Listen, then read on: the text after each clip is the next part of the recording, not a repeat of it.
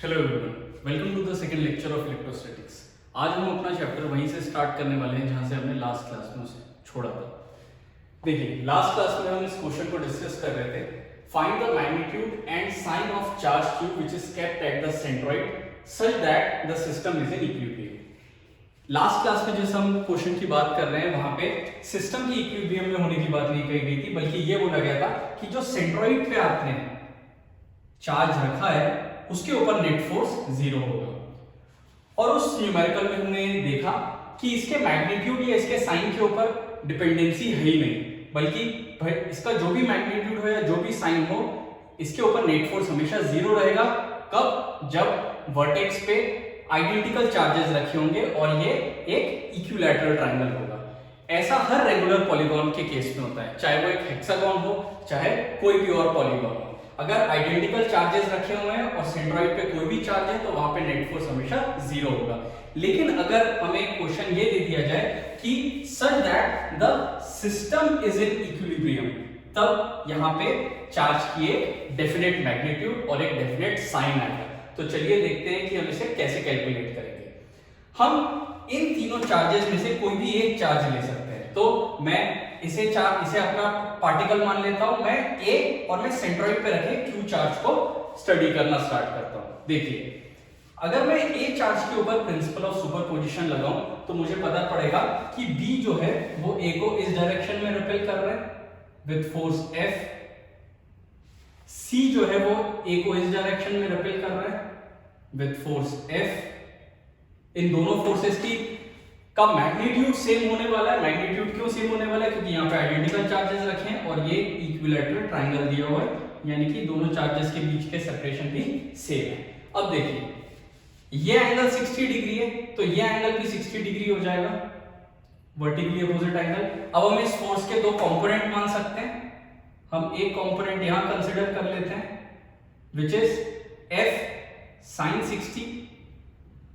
हम एक कंपोनेंट यहां अज्यूम कर लेते हैं F sin 60, और इन दोनों वेक्टर्स के कंपोनेंट हम y डायरेक्शन में भी लिख लेते हैं, जो कि हो जाएगा F cos 60, और इसका भी कंपोनेंट F cos 60। इसके बाद आप ये देख सकते हैं कि ये दोनों फोर्सेस कैंसिल आउट हो गए और ये दोनों फोर्सेस जो है वो ऐड हो गए। लास्ट लेक्चर में भी हमने देखा था कि इन दोनों फोर्सेस की यहाँ पे रिजल्टेंट वैल्यू जो आ जाएगी वो आ जाएगी F by 2 plus F by 2 is equals to F, यानी कि y डायरेक्शन में जो रिजल्टेंट फोर्स है ऊपर के डायरेक्शन में वो है F। तो अगर इस पार्टिकल को इक्विलिब्रियम में रहना है, देखिए सिस्टम की इक्विलिब्रियम में रहने का मतलब ये है कि सिस्टम के अंदर का हर पार्टिकल जो है, इसकी कंडीशन क्या होती है कि summation of F is equals to 0 for all along x, along y, along z। तो x में तो फोर्सेस 0 हो गए हैं। अब हम y की बात करते हैं। तो देखिए कैसे हमें पता चलेगा कि q का साइन क्या है। अभी आप ऐसा अज्यूम कर लीजिए कि q जो है वो पॉजिटिव है। अगर q पॉजिटिव होगा, स्मॉल q भी पॉजिटिव है, तो ये इसको रिपेल करेगा तो इसी डायरेक्शन में फोर्स आएगा, मतलब ये f से बढ़ के और ज्यादा हो जाएगा। लेकिन हमें क्या चाहिए? 0। इसीलिए इस चार्ज को नेगेटिव होना पड़ेगा, और नेगेटिव होते ही ये इसको अपनी तरफ इस तरीके से अट्रैक्ट करेगा, और मैं अज्यूम कर लेता हूं कि ये F डैश फोर्स के साथ अट्रैक्ट कर रहा है। मुझे अभी पता नहीं है ये F डैश क्या है, इसलिए नहीं पता है क्योंकि मुझे Q का मैग्नीट्यूड नहीं पता है। लेकिन अब मैं साइन जान चुका हूं कि इसका साइन क्या आने वाला है, इसका साइन नेगेटिव आने वाला है, मतलब आधा पार्ट क्वेश्चन का सॉल्व हो गया है। अब हम sigma F is equal to 0 के कॉन्सेप्ट को लेके हम इन दोनों को इक्वेट कर देते हैं, यानी कि F is equal to F dash. F की वैल्यू कितनी होने वाली है? F की वैल्यू होने वाली है K Q square by A square. देखिए F कौन सा फोर्स था? जो ये दोनों चार्जेस लगा रहे थे, ये भी F ये भी F। तो F को मैं कैसे लिखूंगा? K Q1 Q2 यानी कि Q स्क्वायर अपॉन डिस्टेंस का square is equals to K Q1 Q2 upon centroid से वर्टेक्स का डिस्टेंस a बाय रूट 3, यानी कि a बाय रूट 3 का होल स्क्वायर। K कैंसिल हो जाएगा, Q कैंसिल हो जाएगा, ए स्क्वायर कैंसिल हो जाएगा और आपके पास आंसर क्या आ जाएगा, आपके पास आंसर आ जाएगा Q is equals to small q by 3। I hope आपको समझ में आ गया होगा। आप इसी के साथ एक इसमें एक नोट जरूर मेंशन कीजिएगा,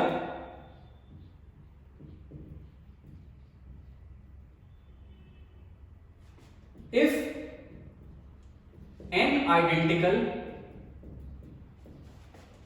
charged particles, if n identical charged particles are kept at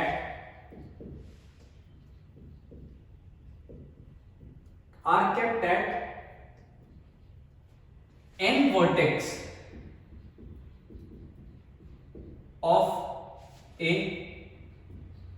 regular polygon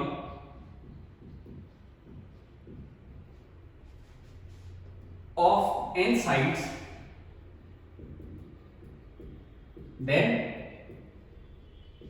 net force on the charge kept at centroid will be 0।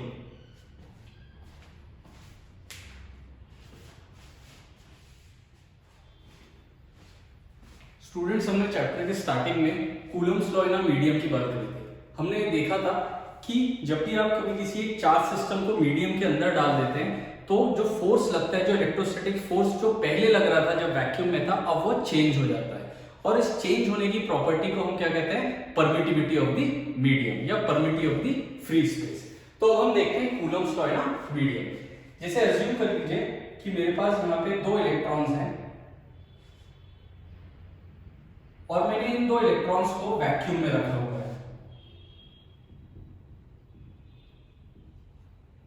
ये एक दूसरे से r सेपरेशन पे है, ये एक दूसरे के ऊपर रिपल्सिव फोर्स लगाएंगे जो कि होगा Fe,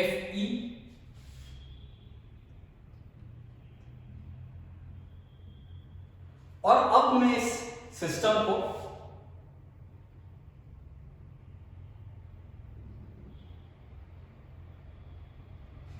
एक दूसरे मीडियम में डाल देता हूं, जो कि कोई भी हो सकता है। जैसे वाटर, सेपरेशन वही रहेगा, चार्जेस का मैग्नीट्यूड वही रहेगा, साइन वही रहेंगे, लेकिन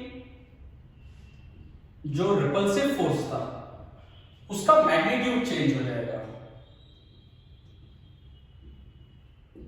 और ये मैग्नीट्यूड चेंज किस वजह से हो रहा है? ये मैग्नीट्यूड चेंज हो रहा है इस मीडियम की वजह से। देखिए होता क्या है, जब भी आप किसी चार्ज को किसी भी मीडियम में रखते हैं, चार्जेस इलेक्ट्रिक फील्ड अपने आसपास की विसिनिटी पे अप्लाई करते हैं। इलेक्ट्रिक फील्ड के बारे में हम आगे के टॉपिक्स में पढ़ेंगे। लेकिन जब ये इलेक्ट्रिक फील्ड अप्लाई होती है तो मीडियम के जो कॉन्स्टिट्यूएंट पार्टिकल्स हैं वो पोलराइज होना स्टार्ट हो जाते हैं, वो इंड्यूस होना स्टार्ट हो जाते हैं और वो अपनी खुद की एक इलेक्ट्रिक फील्ड बना लेते हैं।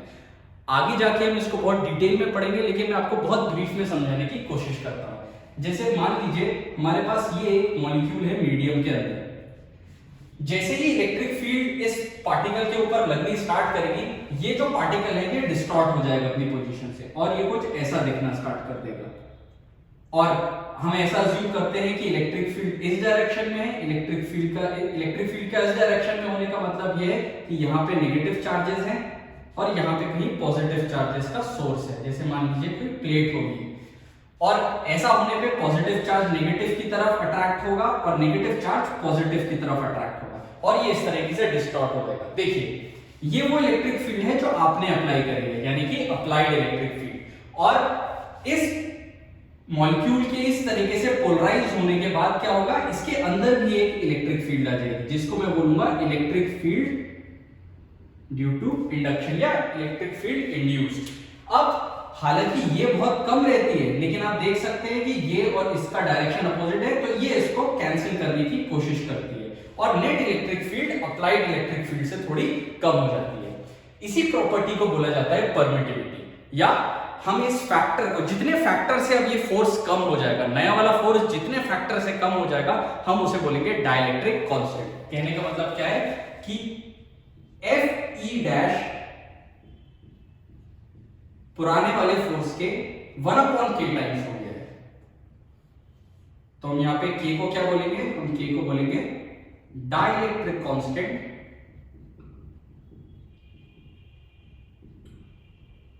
Of the medium.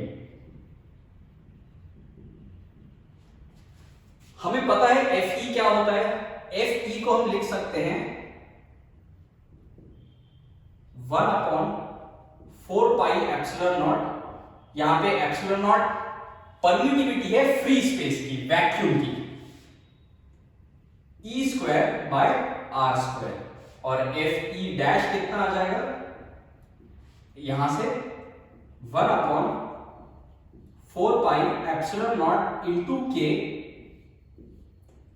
E square upon r square. और अब हम एप्सिलॉन नॉट और के को लिख देंगे epsilon into e square by r square. और अब इस एप्सिलॉन को हम बोल देंगे कि this is permittivity of the medium.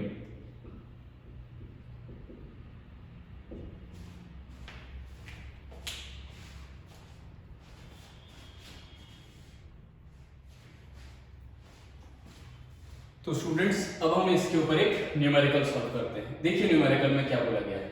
Numerical में बोला गया है कि two identical bodies having rho density are suspended from a common point by two strings of equal length. Both the balls have equal charge and mass. In equilibrium, both the strings make an angle theta with the vertical. Now both the balls are immersed in a liquid of density rho. As a result, angle theta does not change. Find dielectric constant. अभी अभी हमने पढ़ा कि dielectric constant क्या होता है। Dielectric constant क्या होता है, जो नया वाला फोर्स है वो कितने फैक्टर से कम हो रहा है वही होता है डाइलेक्ट्रिक कांस्टेंट। यानी कि मैं k को लिख सकता हूं Fe बाय Fe डैश। आपको क्वेश्चन में कुछ और बातें भी बोली गई हैं। आपको ये बोला गया है कि जब आपने सिस्टम को किसी भी एक लिक्विड के अंदर इमर्स कर दिया तब एंगल नहीं बदला, लेकिन क्या इलेक्ट्रोस्टैटिक फोर्स भी नहीं बदला होगा? नहीं, बिल्कुल वो बदला होगा, वो k टाइम्स कम हो गया होगा। अब हम जरा इस क्वेश्चन को सॉल्व करना स्टार्ट करते हैं। सबसे पहले हम इस क्वेश्चन के लिए डायग्राम बनाते हैं।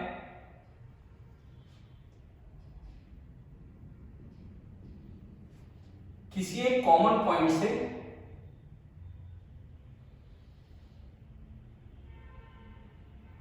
हम इन दो बॉल्स को सस्पेंड करते हैं।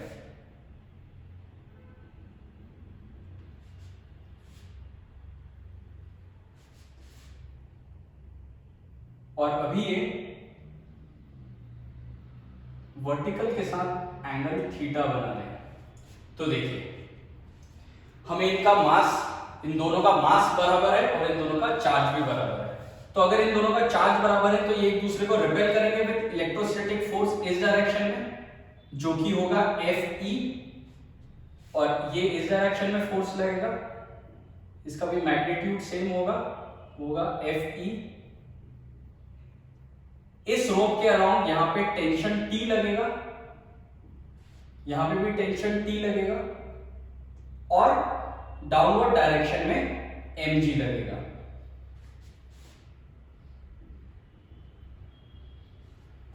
ये जो फिलहाल के लिए हमने फिगर बनाया, और अगर यहां पे एंगल थीटा है तो ये एंगल भी थीटा होगा। तो देखिए ये फिलहाल हमने डायग्राम बनाया है इन वैक्यूम। अब हम सेम यही डायग्राम बनाएंगे बट सेकेंड पार्ट के लिए। यहां से now the balls are immersed in a liquid. मैं आपको फिर से एक बार ये क्वेश्चन एक्सप्लेन कर देता हूं। To identical bodies of equal mass and charge are suspended from a common point by two strings of equal length. Both the balls have equal charge and mass. In equilibrium, both the strings make an angle theta. ये अभी equilibrium condition में है। Now both the balls are immersed in a liquid. अब हम second diagram बनाते हैं अपने, जब हमने इस सिस्टम को लिक्विड में इमर्स कर दिया है।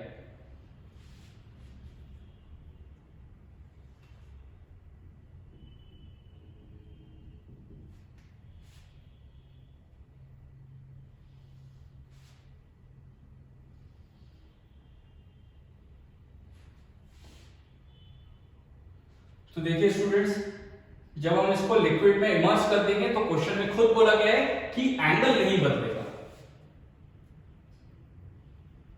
Angle remains the same, the mass remains the same,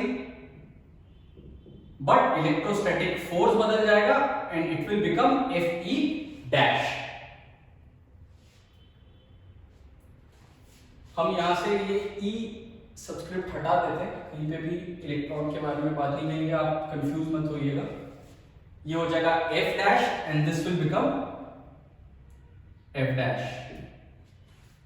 और क्या क्या चेंज हो जाएगा स्टूडेंट्स? क्या नीचे लगने वाला वेट भी चेंज हो जाएगा? बिल्कुल नीचे लगने वाला वेट चेंज हो जाएगा। अभी फिलहाल के लिए W था और अब यहां हो जाएगा W डैश। ऐसा किस वजह से होगा? ऐसा इस वजह से होगा क्योंकि अब आपने इसको लिक्विड में डाल दिया। लिक्विड में डालने पर नीचे से लिक्विड से अब थ्रस्ट लगना स्टार्ट हो जाएगा और इसका वेट चेंज हो जाएगा। इसका मतलब ये है कि टेंशन भी चेंज हो जाएगा, it will become T dash. अगर ये एंगल थीटा है तो ये एंगल भी थीटा होगा।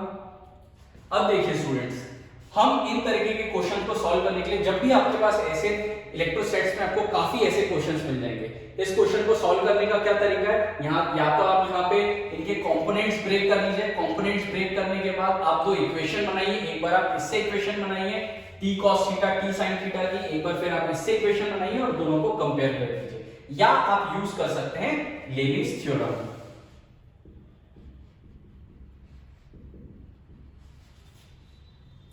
देखिए लेविस थ्योरम में क्या कहा गया है?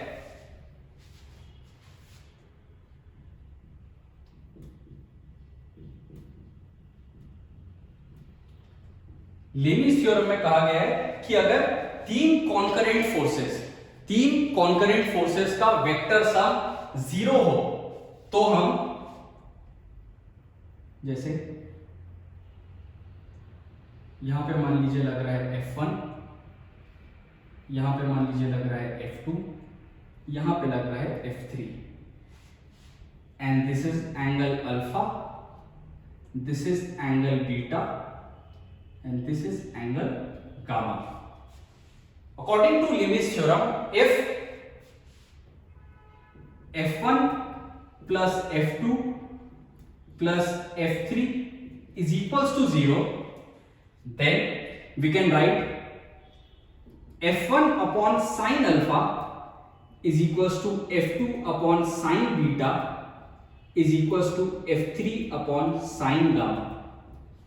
आप लेविस थ्योरम को हमेशा याद रखिए, ये बहुत इंपॉर्टेंट थ्योरम है और इलेक्ट्रोस्टैटिक्स में इसका एक्सटेंसिवली यूज किया जाता है। तो एक बार मैं इन वैक्यूम से इसकी इक्वेशन लिखना स्टार्ट करता हूं। तो देखिए मैं लिखता हूं F अपॉन, ये रहा फोर्स और इसके अपोजिट वाला एंगल कौन सा है? इसके अपोजिट वाला एंगल है ये वाला एंगल, और यहां से लेके यहां तक ये कितना एंगल है? ये है 180 माइनस थीटा। ये पूरा एंगल 180 है और यहां से यहां तक का एंगल 180 माइनस थीटा है, यानी कि साइन 180 माइनस थीटा। उसके बाद इज इक्वल्स टू, मैं टेंशन T ना लेते हुए, क्योंकि देखिए T का मेरे पास कोई अकाउंट नहीं है, मुझे टेंशन के बारे में ज्यादा इंफॉर्मेशन नहीं है, तो मैं यूज करता हूं W। मैं लिखता हूं W is equals to W upon, W के अपोजिट वाला एंगल देखिए कौन सा है? ये है एंगल, यहां से यहां तक तो 90 डिग्री है और ये कितना है? थीटा, यानी कि साइन 90 प्लस थीटा, यानी कि मेरे पास आ जाएगा ये F साइन 180 माइनस थीटा होता है sine theta and sine 90 plus theta होता है कॉस थीटा, यानी कि ये मेरे पास आ गया F upon sine theta is equals to W upon cos theta. Let it be equation number 1। Same Lewis theorem हम अप्लाई करते हैं जब हमने इस सिस्टम को मीडियम में रख दिया था। अब हम यहां पे लिखना स्टार्ट करते हैं सिमिलरली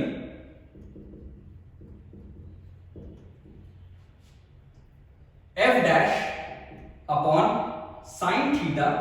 मैंने डायरेक्टली साइन थीटा लिख दिया, क्यों? क्योंकि देखिए एंगल तो चेंज नहीं हो रहा है, बाकी पूरा अरेंजमेंट सेम है। क्या क्या चीजें चेंज हो रही हैं? F डैश चेंज हो रहा है, W डैश चेंज हो रहा है, T डैश चेंज हो रहा है, ठीक है। तो F dash upon sine theta is equals to W dash upon cos theta. Let it be equation number 2। अब आप इस इक्वेशन को डिवाइड कर दीजिए। इस इक्वेशन को डिवाइड करने पे आपको मिलेगा f dash upon f is equal to w dash upon w। तो मेरे पास यहां से f डैश अपॉन f कितना आ गया, देखिए f e upon f dash था k, तो f e upon f dash आ जाएगा 1 अपॉन k। तो मैं एक काम करता हूं, मैं इसको कुछ इस तरीके से लिख देता हूं। हम डिवाइड कर रहे हैं, तो अब f अपॉन f डैश आ जाएगा आपके पास k। w को देखिए मैं क्या लिख सकता हूं, w है बेसिकली mg, लेकिन मुझे मास नहीं दिया हुआ है, मुझे दी हुई है डेंसिटी। डेंसिटी कितनी थी, रो। और वॉल्यूम कितना था, वॉल्यूम आपको दिया हुआ है, आपको ये बोला गया है कि ये दोनों जो हैं वो इक्वल चार्ज के हैं और इक्वल मास के हैं। तो इसका मतलब यह है कि मैं यहां पे इसको लिख सकता हूं W को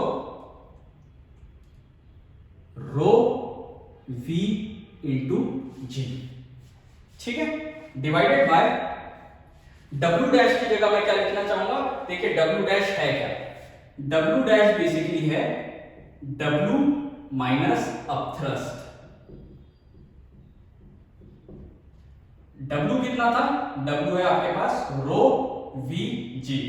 रो है डेंसिटी, V है वॉल्यूम, यानी कि density into volume mass mg, और माइनस अपथ्रस्ट कितना हो जाएगा, अपथ्रस्ट हो जाएगा आपके पास। अब डेंसिटी कितनी दी हुई है लिक्विड की, आपको डेंसिटी दी हुई है लिक्विड की sigma, sigma into V into G। तो यहां पे मेरे पास आ जाएगा W डैश की जगह रो V G minus sigma V G।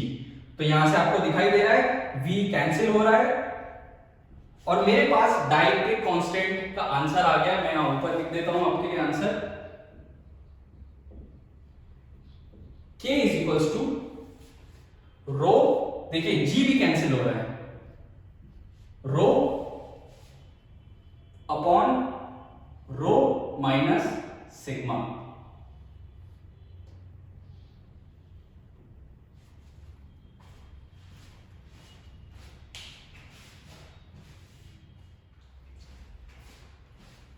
Students, अब हम इक्विलिब्रियम को और थोड़ा डिटेल में पढ़ना स्टार्ट करते हैं। आप जानते हैं इक्विलिब्रियम 3 टाइप्स के होते हैं, एक होता है स्टेबल इक्विलिब्रियम, एक होता है अनस्टेबल इक्विलिब्रियम, और एक होता है न्यूट्रल इक्विलिब्रियम।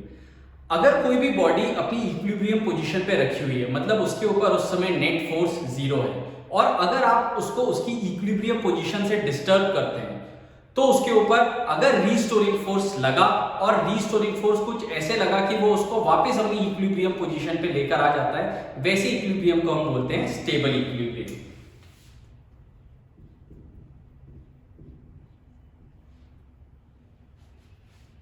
लेकिन अगर आपने उसको इक्विलिब्रियम पोजीशन से डिस्टर्ब किया, डिस्प्लेस किया, और फोर्स कुछ इस तरीके से लगा कि वो उस डिस्प्लेसमेंट के डायरेक्शन में जाना स्टार्ट कर दिया, बजाय इसके कि वो अपनी पुरानी इक्विलिब्रियम पोजीशन पे आता, उस इक्विलिब्रियम को बोलते हैं अनस्टेबल इक्विलिब्रियम। और तीसरा इक्विलिब्रियम होता है न्यूट्रल इक्विलिब्रियम, जिसमें जो डिस्प्लेसमेंट आप कर रहे हो वो इंडिपेंडेंट रहता है इक्विलिब्रियम पोजीशन के। इन तीनों के तीनों को समझने के लिए आप एक आसान सा डायग्राम देख सकते हैं, जो कि आपने पहले भी देखा होगा, जो कि कुछ इस तरीके का होता है। जैसे मान लीजिए यहाँ पे आपके पास एक बॉडी रखी है, इस क्लिफ के जस्ट यहाँ पे एक बॉडी आपके पास यहाँ रखी है, और एक बॉडी आपके पास यहाँ रखी है। तो देखिए, जैसे मैं इस बॉडी को यहाँ पे डिस्प्लेस कराता हूँ, जब मैं इसको यहाँ डिस्प्लेस कराऊंगा तो ये यहाँ पे इस तरीके से ऑसिलेट करना स्टार्ट कर देगा। मतलब आपने इसको इस डायरेक्शन में डिस्प्लेस कराया, लेकिन ये अपने आप को वापस अपनी इक्विलिब्रियम पोजीशन पे लाने की कोशिश कर रहा है, रीस्टोरिंग फोर्स लगा रहा है। तो इस तरीके का इक्विलिब्रियम स्टेबल इक्विलिब्रियम माना जाएगा। दूसरे तरीके का, आपने इसको इस डायरेक्शन में फोर्स लगाया, और अब ये जिस डायरेक्शन में आपने इसको डिस्प्लेस कराया था, ये वहीं जाते जा रहा है, लेकिन अपनी ओरिजिनल इक्विलिब्रियम पोजीशन पे वापस नहीं आ रहा है। इसको बोला जाएगा अनस्टेबल इक्विलिब्रियम। और तीसरा होता है न्यूट्रल इक्विलिब्रियम, जिसमें अगर आपने इसको फोर्स लगाया तो ये आगे चला जाएगा, बट इन दोनों सिचुएशन में कोई खास अंतर या बिल्कुल भी कोई अंतर नहीं होगा। तो जरा अब हम तीनों को इलेक्ट्रोस्टैटिक इक्विलिब्रियम में डिस्कस करते हैं।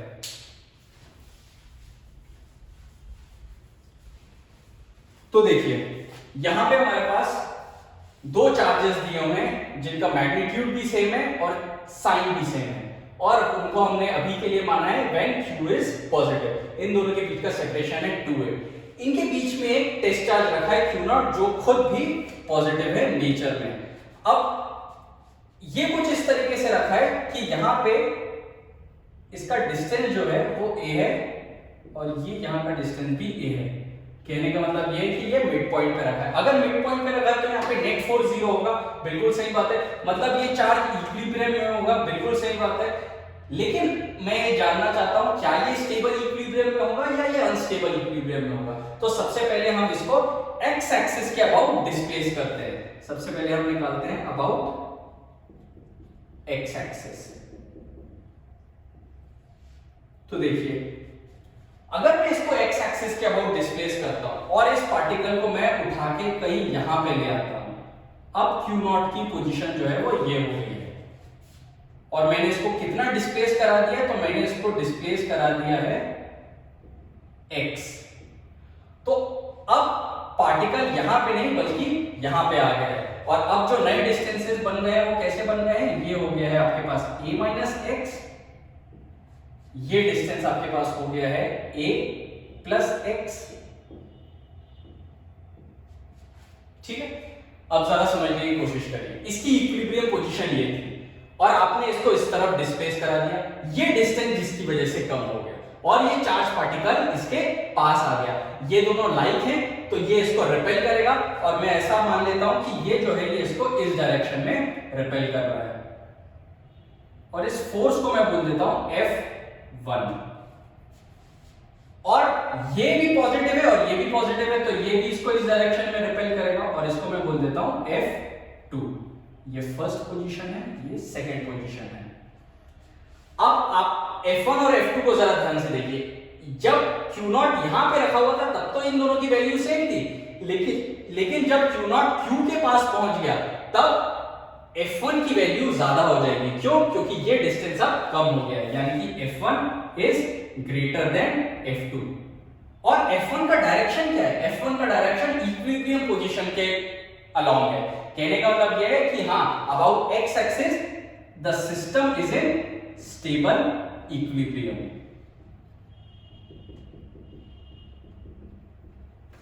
ओके, अब हम निकालते हैं अबाउट वाई एक्सिस के लिए।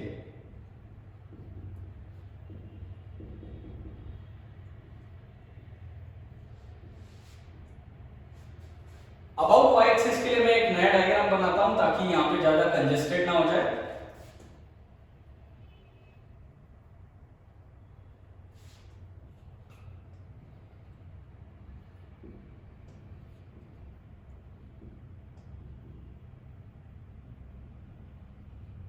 पहले पार्टिकल यहां पे रखा हुआ था Q0 पर, जो कि यहां से भी ये डिस्टेंस पे है और यहां से भी ये डिस्टेंस पे है। अब लेकिन मैं इसको कहीं यहां पे डिस्प्लेस करा देता हूं, ऊपर के डायरेक्शन में। कितना डिस्प्लेस करा देता हूं मैं इसको? करा देता हूं y डिस्प्लेस। देखिए y डिस्प्लेस कराने पे होगा क्या? y डिस्प्लेस कराने पे यहां पे तो नेट फोर्स 0 लग रहा था, लेकिन यहां पे डिस्प्लेस करवाने पे ये जो q चार्ज है ये इसके ऊपर इस डायरेक्शन में ऐसे फोर्स लगाएगा, और ये जो चार्ज है ये इसके ऊपर कुछ इस डायरेक्शन में ऐसे फोर्स लगाएगा, रिपल्सिव फोर्स लगाएगा। हम इन दोनों फोर्सेस के मैग्नीट्यूड, हम दोनों इन फोर्सेस के कंपोनेंट ले लेते हैं। इनके दो y कंपोनेंट आएंगे दोनों का, और इस डायरेक्शन में आएगा x component. x component cancel हो जाएगा और रिजल्टेंट आ जाएगा y कंपोनेंट। तो आप देख सकते हैं इसकी इक्विलिब्रियम पोजीशन ये थी, लेकिन ये पार्टिकल अपनी इक्विलिब्रियम पोजीशन के अबाउट नहीं जाएगा, ये उस डायरेक्शन में जाएगा जहां आपने इसको डिस्प्लेस कराया था, यानी कि ये हो जाएगा आपका अनस्टेबल इक्विलिब्रियम।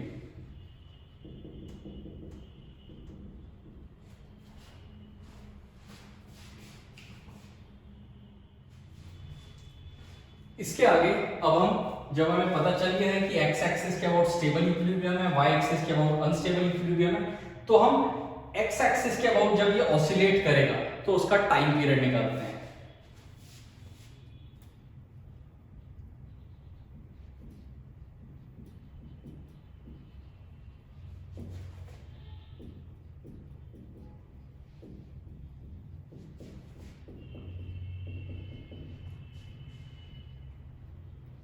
लेकिन स्टूडेंट्स उसके पहले हमें ये देखना पड़ेगा कि हमारी एसएचएम की इक्वेशन आ भी रही है कि नहीं आ रही है।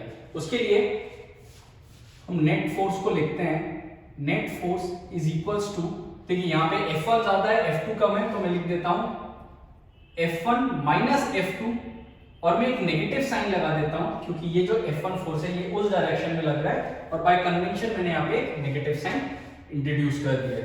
तो मेरे पास नेट फोर्स आ जाएगा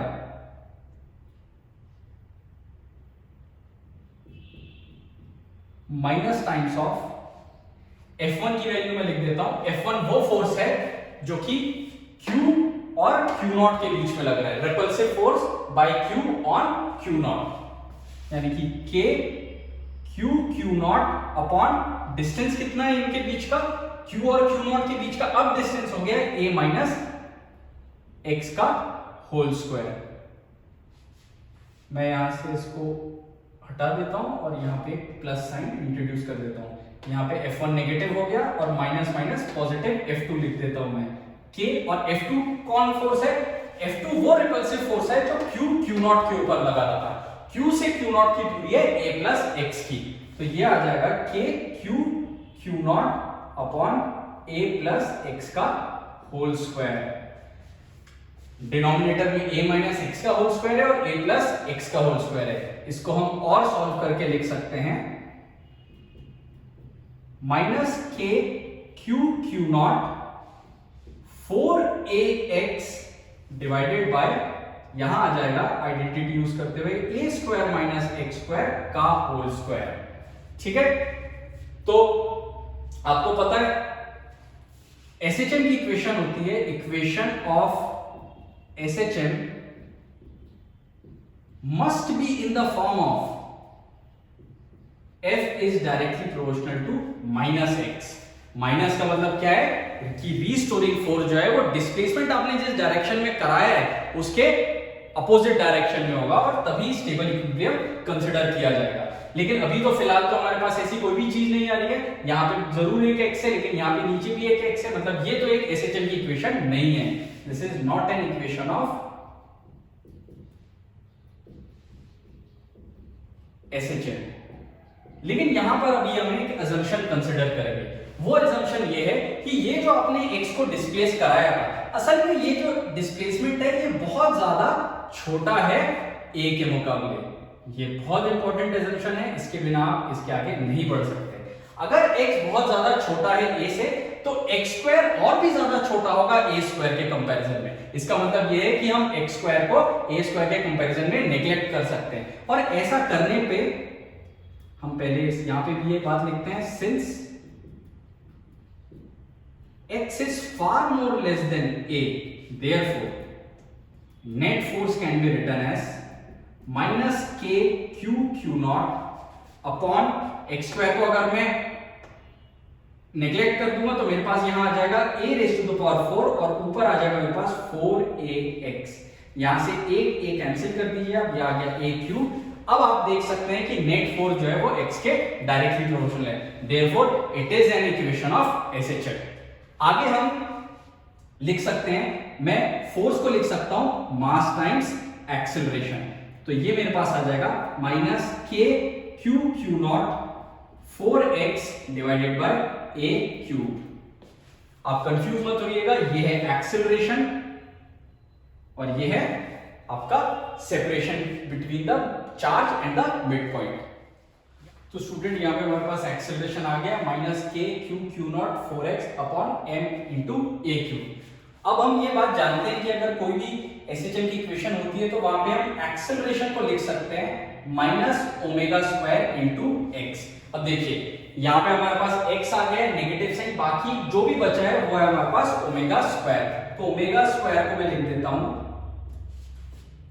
k q q naught divided by 4k q q naught divided by m into a cube और टाइम पीरियड को आप लिख सकते हैं 2 पाई बाय ओमेगा, यानी कि यह आ जाएगा plus 2 pi under root m a cube divided by 4k q q naught. तो ये आपके पास टाइम पीरियड आ गया है।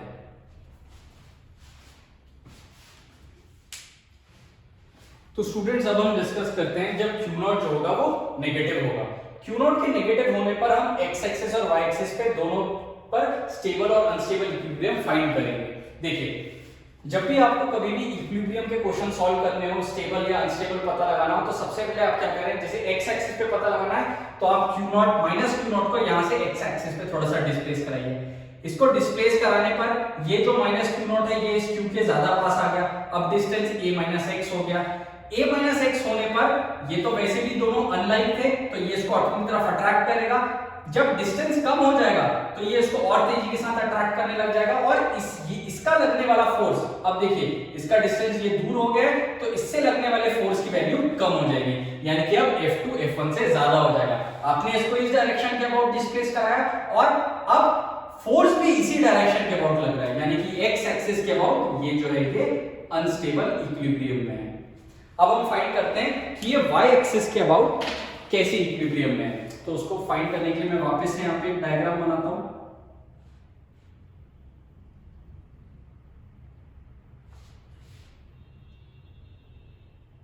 हम ऐसा अज्यूम कर लेते हैं कि हमने इसको यहां से y डिस्टेंस ऊपर डिस्प्लेस करा दिया।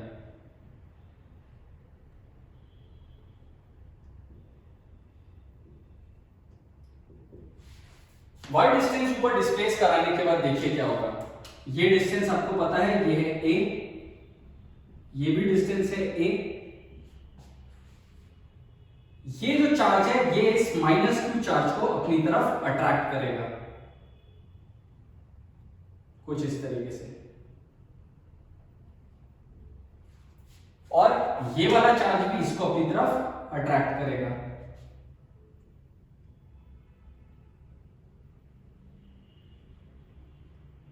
इसको मैं बोल देता हूं F2, इसको बोल देता हूं F1। हम ऐसा अज्यूम कर लेते हैं कि ये जो एंगल है ये एंगल है theta. Similarly this will also be theta. अब हम इसके कंपोनेंट्स तोड़ लेते हैं। कंपोनेंट तोड़ने के लिए हमें क्या करना पड़ेगा, हमें इस डायरेक्शन में एक फोर्स लगाना पड़ेगा। देखिए अगर ये एंगल थीटा तो ये भी एंगल थीटा, तो ये हो जाएगा F2 cos थीटा और नीचे आ जाएगा F2 sin थीटा। यहां आ जाएगा F1 cos थीटा। अब देखिए F1 और F2 की वैल्यू तो सेम है क्योंकि ये डिस्टेंस सेम है और बाकी सारे चार्जेस सेम है, तो ये कैंसिल आउट हो जाएंगे और रिजल्टेंट फोर्स यानी कि नेट फोर्स डाउनवर्ड डायरेक्शन में आ जाएगा। अब देखिए आपने इसको डिस्प्लेस कराया ऊपर के डायरेक्शन में, नेट फोर्स आ रहा है नीचे के डायरेक्शन में इक्विलिब्रियम पोजीशन के अबाउट, यानी कि ये y एक्सिस के अबाउट स्टेबल इक्विलिब्रियम में होगा। अब हम वापस से जैसे हमने पुराने वाले केस में टाइम पीरियड फाइंड किया था, हम इसमें भी उसका टाइम पीरियड फाइंड करते हैं। Time period of SHL। जरा आप ध्यान से देखिए तो नेट फोर्स आपको क्या नजर आ रहा है, नेट फोर्स आ रहा है दोनों फोर्सेस का साइन कंपोनेंट, यानी कि 2F साइन थीटा। उसके बाद हम F की वैल्यू लिख देते हैं। F आपके पास क्या होगा, देखिए F क्या होगा, F है इन दोनों के बीच में लगने वाला force K Q into Q naught upon distance कितना है, ये डिस्टेंस की बात की जाएगी, ये जो हाइपोटेन्यूज दिया हुआ है, और ये है आपके पास a square plus y square का रूट। तो मेरे पास आ जाएगा K Q into Q naught divided bye a square plus y square का होल स्क्वायर, तो ये मेरे पास बन गया a square plus y square. उसके अलावा क्या बचा, साइन थीटा। साइन थीटा क्या हो जाएगा, साइन थीटा हो जाएगा परपेंडिकुलर y अपॉन हाइपोटेन्यूज, यानी कि y upon a square plus y square 1/2, और ये दोनों मिलके हो जाएंगे। आप इसको लिख सकते हैं net force is equals to 2k Q naught y upon a square plus y square 3/2। Since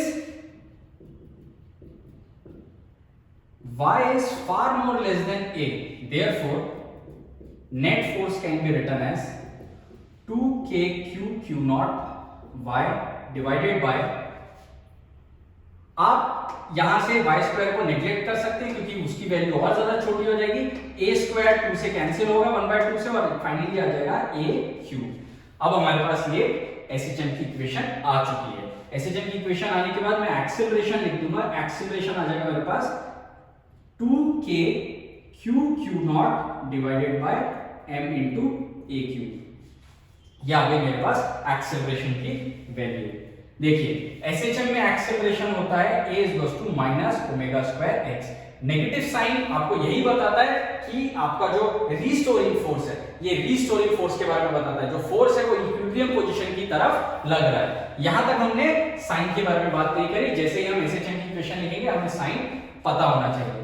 तो अब आपके पास यहाँ पे देखिए एक्सेलरेशन की वैल्यू कितनी आ गई है। नेट फोर्स था 2k q naught by a cube, यानी कि एक्सेलरेशन आ गया 2k q naught upon m a cube. इसके अलावा यहाँ पे अब हम क्योंकि y एक्सिस के बात कर रहे थे तो हम यहाँ पे लिख देते हैं y। आई होप आप लोगों को क्लियर हो रहा होगा।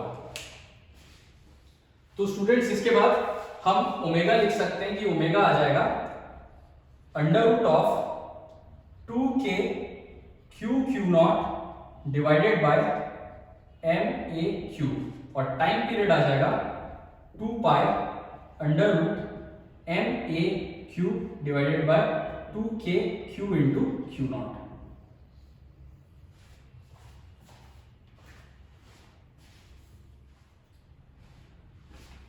तो स्टूडेंट्स अब हम अपने सेकेंड लेक्चर को यहाँ पे खत्म करते हैं। आई होप आपको दोनों लेक्चर्स समझ में आए होंगे। जिन्होंने भी फर्स्ट लेक्चर नहीं देखा है वो प्लीज फर्स्ट लेक्चर देखें एंड चैनल को सब्सक्राइब और लाइक करें वीडियोस को। Thank you for the amazing response जो आपने फर्स्ट लेक्चर को दिया है। मैं जानता हूँ कि एको का थोड़ा सा प्रॉब्लम हो रहा है एंड आई एम श्योर कि मैं उसको जल्दी ठीक कर दूंगा। Thank you very much.